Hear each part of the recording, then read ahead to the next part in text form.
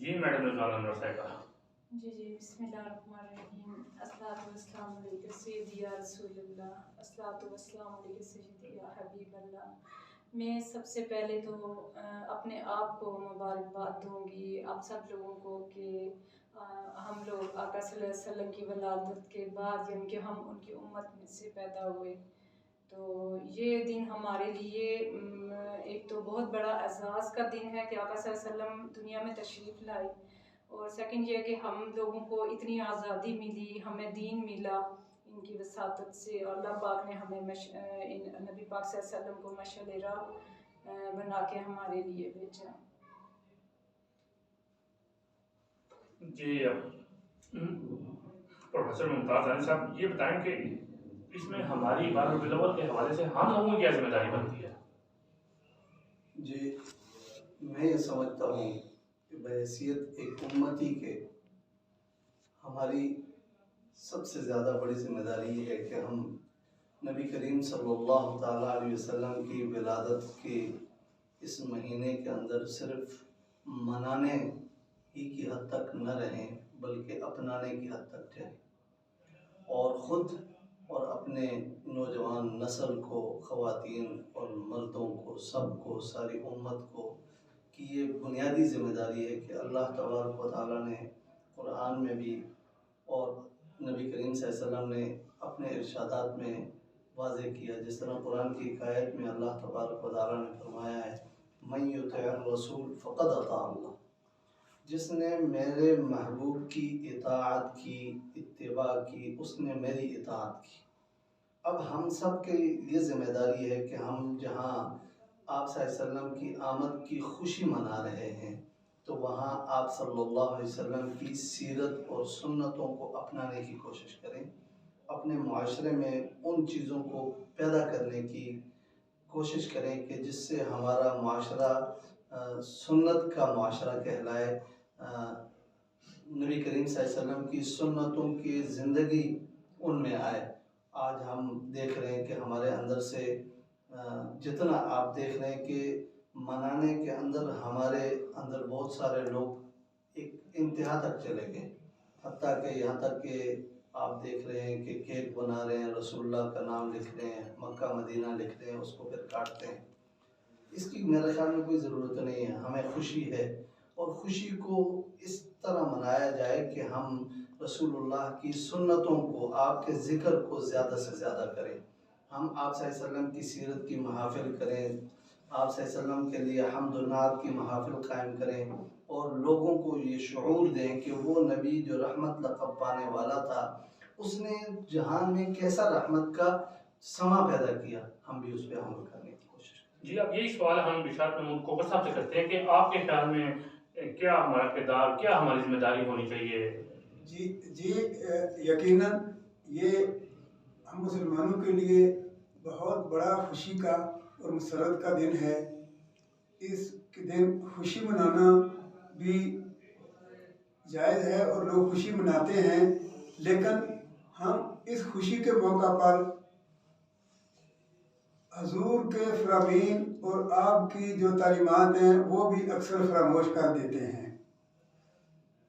ہمیں ہر لمحہ، ہر موقع پر اور بالخصوص خوشی اور غم کے موقع پر حضور کے فرامین اور آپ کے حضرت کو زیادہ ذہن میں رکھنا چاہیے اور ان کی پیروی کرنی چاہیے. ان دو مواقعوں پہ انسان جذباتی طور پر ایسا ہوتا ہے کہ اللہ تعالیٰ کے احکامات کی بھی نافرمانی ہونے کا احتمال رہتا ہے، اور اگر ہم حضور کی خوشی مناتے ہوئے کسی دوسرے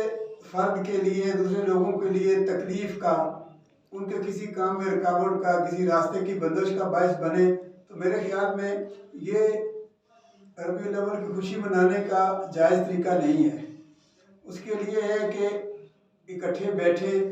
درود و سلام پڑھیں، آپ کا ذکر کریں، آپ کی حدیث سنائیں ایک دوسرے کو، اور ان سے عملی زندگی میں چلنے کے لیے اپنے لیے سبق حاصل کریں، جس سے ہماری زندگیوں میں بھی حضور کی زندگی کی برکتیں اور رحمتیں شامل ہو سکیں، اور ہم ایک मुतमईन पुरसुकून और खुशहाल माशरे में तब्दील हो सकें। जी मैडम, रिजवाना इस हवाले से आपसे सवाल करते हैं कि क्या हमारी जिम्मेदारी है, क्या हमारा किरदार होना चाहिए? जी जी आका सल्लल्लाहु अलैहि वसल्लम की हमें ज़िंदगी के मुताबिक जो उनकी तरबियत जो उन्होंने हमें दी है, जो देखें किताब जो कुरान पाक उन पे नाजिल हुआ, वो अल्लाह पाक ने एक मैसेज आका सल्लल्लाहु अलैहि वसल्लम के ज़रिए हमें दिया, एक तरबियत हमें दी। हमें उसके मुताबिक तरबियत अपने बच्चों को देनी चाहिए, ख़ुद भी हमें उस पर फोकस करना चाहिए। और सबसे मैं ज़्यादा मैं एक ख़ातून होने की हैसियत से ये मैं कहूँगी कि हम ख़वातीन की ये ज़िम्मेदारी है कि हमारे बच्चे जो तरबियत पाएँ वो आका सल्लल्लाहु अलैहि वसल्लम की ज़िंदगी के उसूलों के मुताबिक जो उन्होंने हमें तरबियत दी है, हमें उस पर फोकस करना चाहिए। जिस तरह लोग कहते हैं ना कि नहीं जी इस्लाम में सख्ती नहीं है, इस्लाम में इतनी भी छूट नहीं है कि आप लोग हाथ से क्रॉस कर जाओ। आपके बच्चे आपके सामने किसी के साथ बदतमीज़ी कर रहे हैं या कोई भी वो कर रहे हैं तो आप उसको मतलब एक लिमिट के अंदर उसे आप डांटें ना या कुछ इतना फ्री छोड़ दें कि वो बदतहजीबी या इस तरह के मामलात में आ जाए, या बुज़ुर्गों का एहतराम, मतलब हर तरह की उनकी जो तरबियत है हमें उस पर ज़्यादातर करना चाहिए, फोकस करना चाहिए आका सल्लल्लाहु अलैहि वसल्लम की दी हुई तालीमात के मुताबिक। तो प्रोफेसर साहब इसी वाले से आपसे भी सवाल करते हैं कि इसमें उलमाए इकराम का क्या किरदार है? बिस्मिल्लाहिर्रहमानिर्रहीम। मैं ये समझता हूँ कि इस पूरे अमल में सबसे बड़ा किरदार ही है तो वो उलमा का है। आज उम्मत की जो ज़बून हाली है उसकी बड़ी वजह उलमा ही है कि उलमा ने जिन चीज़ों को ज़्यादा ज़रूरी थी, जो चीज़ें हमारे माशरे के लिए, हमारे अफराद के लिए, हमारे घर के लिए, उन चीज़ों को सेकेंडरी हैसियत दे दी और जिन चीज़ों की ज़रूरत कम थी उनको उन्होंने हाईलाइट कर दिया और उनके ऊपर अमल दरामद शुरू हो चुका। चूँकि आवाम तो ऐसे हैं कि उनको जिस चीज़ का कोई नई चीज़ मिले और उसको वो अगर एक्सेप्ट कर ले तो वो फिर फैल जाती है। ऐसे ही यहाँ हो रहा है कि देखें रबीउल अव्वल का महीना आया तो आपको सुन्नतों पर अमल करने वाले कम देखेंगे और सिर्फ इसको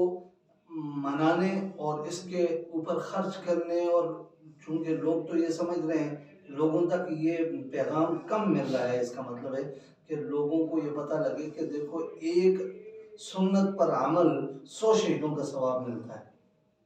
और वो सुन्नत क्या है कि नबी करीम सल्लल्लाहु अलैहि वसल्लम की सुन्नतों को आम किया जाए। लोग कोशिश करें कि आप सल्लल्लाहु ताला अलैहि वसल्लम के उठने का तरीक़ा क्या था, मैं उस तरह से उठूं, बैठने का क्या था, मैं किस तरह बैठूं। बच्चों की तरबियत के हवाले से बच्चा पैदा हुआ, आप सल्लल्लाहु अलैहि वसल्लम ने उसके लिए क्या तरबियत बताई, बच्चा बड़ा हुआ, बोलने लगा क्या करना चाहिए, पढ़ने लगा क्या करना चाहिए, बच्चा जब चलने लगा तो तब उसकी क्या, उसको किस तरह से हमें लेना है। अगर आप ये देखें कि अगर हम हजूर सल्लल्लाहु अलैहि वसल्लम के जो तरीक़ाकार है जिन्होंने उन्होंने सुबह उठने से लेके यानी रात सोने तक हर चीज़ का जो उन्होंने बताया, अगर उसी राह पे हम करें तो क्या आपके ख्याल में हमारा माशरा जो है वो बदल नहीं जाएगा? ज़ाहिर अखलाक ज़्यादा, आप सल्लल्लाहु अलैहि वसल्लम ने फरमाया अद्दबनी रब्बी फ़अहसन तादीबी, मेरे रब ने मेरी बेहतरीन तरीक़े पर तरबियत फरमाई है। जब रब ने आपकी तरबियत और आपको मुरब्बी बनाकर उम्मत के लिए भेजा है, हम अगर इस पर अमल करेंगे तो बहुत जल्द ये माशरा हसीन तरीन माशरा हो जाएगा और लोगों को इसका बड़ा फ़ायदा पहुँचेगा। तो इसी वजह से साहब ये सवाल आपसे भी लेते हैं कि आप देखें कि शायद यहाँ पे हमारे माशरे में थोड़ी सी इसकी कमी है, जबकि आपने देखा कि ये जो हजूर सल्लल्लाहु अलैहि वसल्लम की सुन्नत है और जो जिस तरह उन्होंने अपनी ज़िंदगी गुजारी, इसको बाकी जो ममालिक हैं उन्होंने फॉलो किया, उन्होंने हीरो बनाया। और अगर इसमें आप क्या समझते हैं ऐसा है? मैं आपकी बात से इत्तेफाक करता हूँ कि हमने हजूर के पैगाम को समझने की कोशिश नहीं की, और मैं ये भी ज़रूर इसमें शामिल करूँगा कि उलमाए किराम का किरदार, हजूर ने फरमाया कि मेरी उम्मत के उलमा जो हैं उनकी हैसियत बनी इसराइल के नबियों की तरह है, क्योंकि हजूर के बाद नबियों का सिलसिला ख़त्म हो गया है। अब अल्लाह का पैगाम और दीने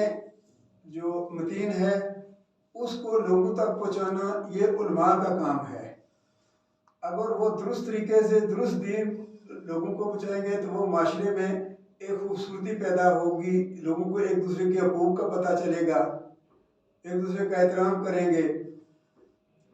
फ़राइज़ पूरे करेंगे। तो अगर उनकी मुस्बत पैगाम ही ना पहुंच सके तो फिर ज़ाहिर है वही हाल होगा जो आजकल हमारे माशरे का हो रहा है। जी मैडम। जी, इस हवाले से मैं पहले भी अर्ज़ कर चुकी हूँ कि सबसे मेन चीज़ जो है तो वो सुन्नत रसूल सल्लल्लाहु अलैहि वसल्लम पे अमल पैरा होना, यानी वही वाली बात है प्रोफेसर साहब ने भी कहा है कि सुबह जागने से रात सोने तक के जो अमल हैं जो आका सल्लल्लाहु अलैहि वसल्लम ने बताए, हम उन पे मुकम्मल तौर पे अमल पैरा होंगे तो हम मतलब सही मुसलमान या सही उस तरफ हम लोग गामज़न हो सकेंगे। या हम जिस तरह हम लोग अब देखें ना, हर घर में कितने मसाइल हैं, कितने झगड़े हैं, कितने फसाद, सिर्फ़ और सिर्फ ये दूरी है इस्लाम से, यानी वो तरबियत नहीं है हमारी, वो तरबियत नहीं हो पा रही है। अब फ़र्ज़ करें अभी नया जो सिस्टम है, मोबाइल सिस्टम आया हुआ है, बच्चे पूरी पूरी रात तक मतलब वो मोबाइलों के साथ अटैच रहते हैं और फिर वो एन उस वक्त सोते हैं जब सहरी का टाइम होता है, उस वक्त सोते हैं और नमाज का टाइम भी बीच में, वो तहज्जुद का टाइम और नमाज का टाइम भी उसमें स्किप हो जाता है, यानी कि वो निकल जाता है। और फिर वो जो रहमतें हैं, वो बरकतें जो आका सल्लल्लाहु अलैहि वसल्लम ने हमें बताई हैं कि सुबह फजर के वक्त हमारा रिस्क आता है,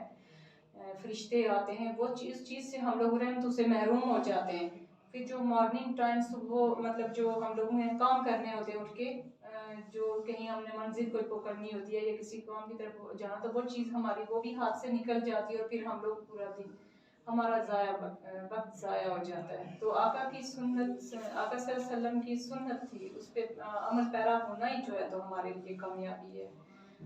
उससे अलावा मैं नहीं समझती, उसके अलावा फितने के अलावा हम लोग कुछ भी। अच्छा, बासियत मुसलमान जो रबीउल अव्वल का महीना है क्या दरस देता है हमें? रबीउल अव्वल का महीना मुसलमान को ये दर्स दे रहा है कि वो नबी करीम सल्लल्लाहु अलैहि वसल्लम की आमद की खुशी अपनी ज़ात, अपने घर से बाहर निकलकर पूरी दुनिया को ये देखे कि हमारे नबी ने